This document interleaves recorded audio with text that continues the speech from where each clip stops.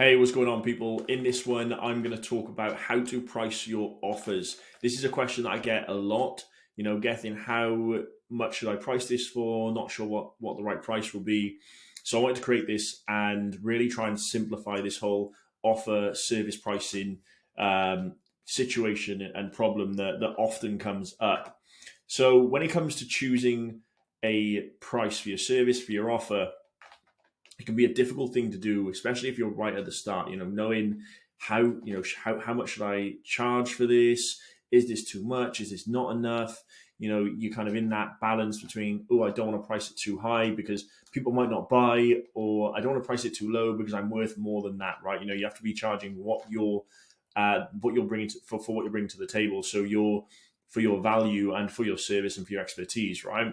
But then on the other hand, you don't want to be overpricing because you'll price yourself out of the marketplace.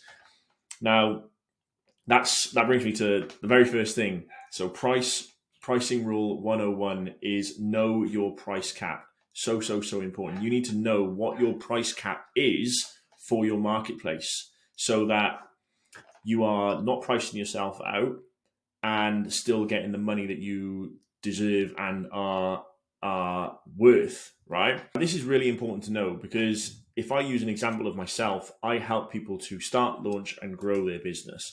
The majority of people that I work with are typically earning anything from 0 to 5,000 a month, maybe a little bit more, but they're all under 10,000 per month within their business. So I cannot go and charge the same price for helping that type of business owner as maybe I would if the business was turning over 7 figures a year, for example. So me, for pricing my offers, I can't go and stick a £50,000 price, right? I need to know my cap. I need to know where the limits are in terms of what I can charge. Now, what I can charge is not the same as what someone else can charge. And what you can charge is not the same as what maybe your friend or your online business connection can charge as well. So you need to know what your price cap is based on your marketplace. Now, hopefully you're watching this video and you know the type of person that you serve, you know your avatar, you know your target audience. So you should have a good idea of what their potential investment budget would be. Now, if you are helping, let's just say you're someone who helps parents with mindset, for example. Now, just helping parents with mindset is such a broad niche, right? There could be single parents who may not have much of an income. There could be single parents who are quite wealthy. Maybe they are directors and CEOs. There could be parents who are couples, So there's so many different types of people in that target audience that you need to know exactly who you're targeting so that you can make sure that you are pricing your offers and your service in the right way. So knowing that price cap is extremely important. And that's why the next thing that I'm going to say is be wary of copying other people. Okay, just because maybe you're a service provider, maybe you're a coach, just because you know a coach who is charging maybe X amount, maybe 2,000 for their service, doesn't mean that 2,000 is the right price for yours. Your right price based on your marketplace might be 5, might be 10,000, might be 1,000. You need to know exactly what your price cap is and where you can price your products. So I'm going to help you by taking you through a graph, a bit of a visual that will help you to at least determine where is the right place to start. So there are 3 things that you need to consider when it comes to pricing the product. You have the pain, so the pain of that avatar. What are the problems, the challenges, and how much is that impacting their life, their business, their health, etc., whatever it is that you are helping your audience to do. You then have the cost itself, so the pricing, and then the perceived value of your offer. So those 3 things are what we need to consider when we're looking at pricing our product. So as a quick overview, we have pain on the left-hand side, we have cost at the bottom, and then we have perceived value. So let's just say we are rating pain and cost out of 10, from 0 to 10. So you have pain on the left-hand side. 0 is, your audience, your avatar. The problem that you are helping them to solve is just not that painful. It doesn't actually bother them that much. And then we have 10 at the top. It's excruciating. They just can't go on. They can't go on with life the way that it is. Something has to change, and it's urgent. Then on the bottom, we have 0. So that's the cost. You can't charge too much for it, really. And then we have a 10, which is, it's real high ticket service or offer that you have. And then this green line here is the perceived value. So the perceived value is everything.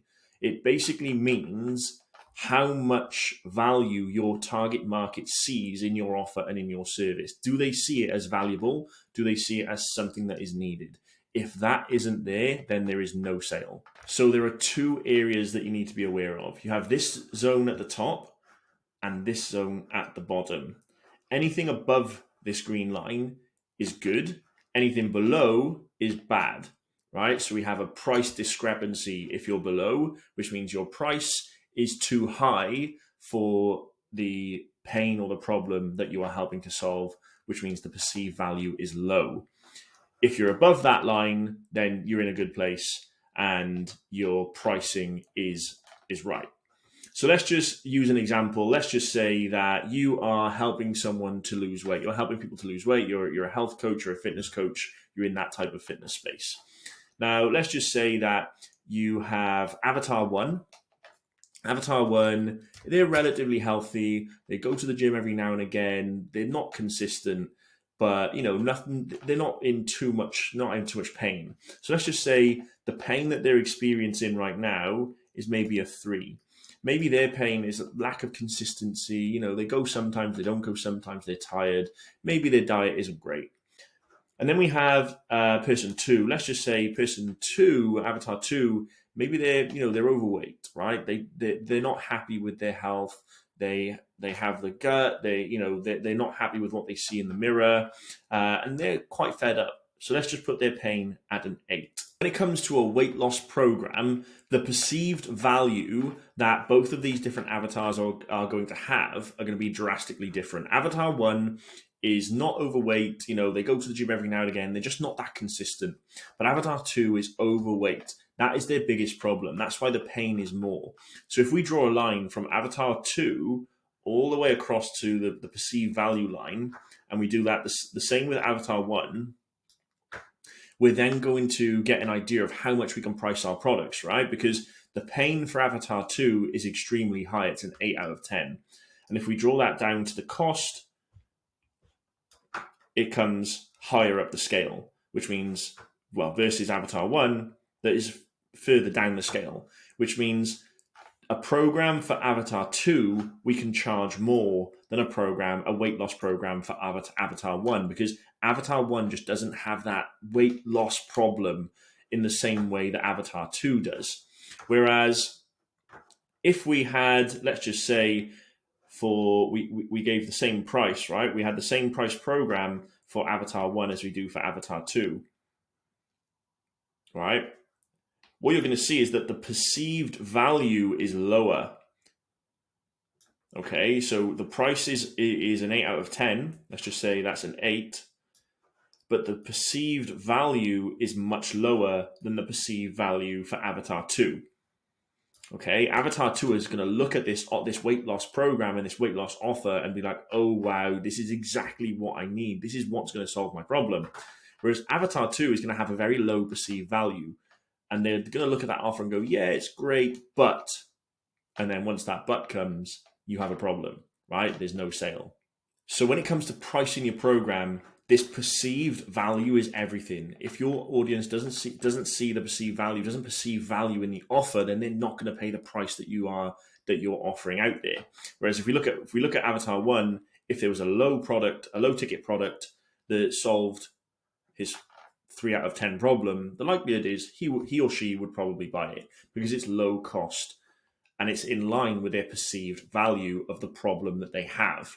So the trick here is to make sure that our pricing is in line with the perceived value. This line here, right through the middle.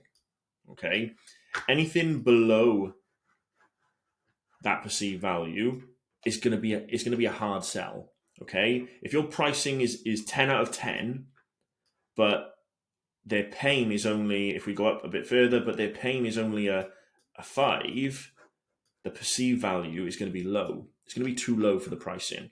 So whenever the pricing line is below this perceived value, that's when you're in the red. That's where you're going to struggle to sell that offer because the value just isn't equivalent to the price. Anything above that is in the green zone.